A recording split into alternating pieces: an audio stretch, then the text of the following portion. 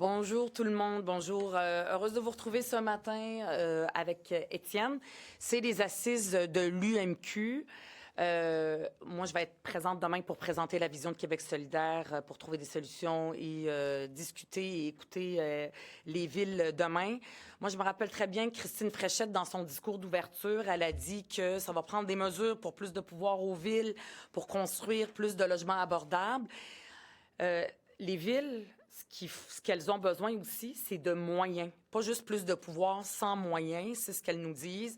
Moi, j'y étais dans les dernières semaines, j'ai rencontré les maires et mairesses de Sherbrooke, Trois-Rivières, Gatineau, et il y en a qui me disent aussi qu'il y a des projets qui sont arrêtés, des projets immobiliers de logement pour les gens qui sont arrêtés parce qu'il n'y a pas d'infrastructure. Les infrastructures sont sous pression et c'est impossible de construire. Une des grandes préoccupation des villes, c'est vraiment les infrastructures, c'est aussi les logements et l'itinérance. Il va falloir que le gouvernement du Québec arrête de pelleter dans la cour des municipalités et qu'il prenne ses responsabilités aussi. Donc, on va en discuter demain, puis ça va être très, très important et très intéressant. Merci beaucoup, Ruba. Je vais surprendre M. Laforêt avec un autre sujet que le troisième lien, ou le tramway. Non, moi, aujourd'hui, je veux revenir sur la question de l'alimentation. Vous le voyez, les Québécoises et Québécois sont drôlement affectés par cet enjeu-là, l'épicerie qui coûte très, très cher. On le voyait même d'ailleurs aujourd'hui, il y a un article qui montre que les vols à l'étalage sont en hausse dans les épiceries. Pour moi, c'est un symptôme qui ne ment pas, là. La question de l'alimentation est vraiment problématique pour bien des gens au Québec. Alors, aujourd'hui, pour faire écho à tout ce qu'on fait depuis des semaines et des mois, voire plus, à Québec solidaire. Rappelez-vous le programme d'alimentation scolaire dans les écoles. Rappelez-vous les épiceries publiques qu'on a proposées, qu'on a adoptées. C'est une mesure qu'on a adoptée lors de notre récent congrès. Limiter les marges de profit chez les détaillants, les distributeurs. Toute la question aussi de la souveraineté alimentaire dont on parle depuis au moins 2 législatures. Alors, je vais déposer aujourd'hui un projet de loi qui va venir, si vous voulez, cimenter l'ensemble des mesures qu'on veut mettre de l'avant chez Québec solidaire pour assurer le droit à l'alimentation au Québec.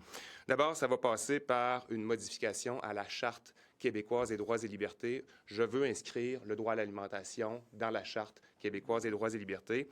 Mon projet de loi va devenir une obligation juridique pour l'État québécois d'assurer le droit à l'alimentation à tous et toutes, peu importe s'ils habitent dans un désert alimentaire, peu importe leur revenu. C'est un projet de loi aussi qui va permettre à toutes et à tous d'assouvir ses besoins nutritionnels, ses besoins alimentaires, mais pas juste ses besoins nutritionnels, mais aussi ses choix alimentaires, puis aussi en lien avec sa culture, ses préférences.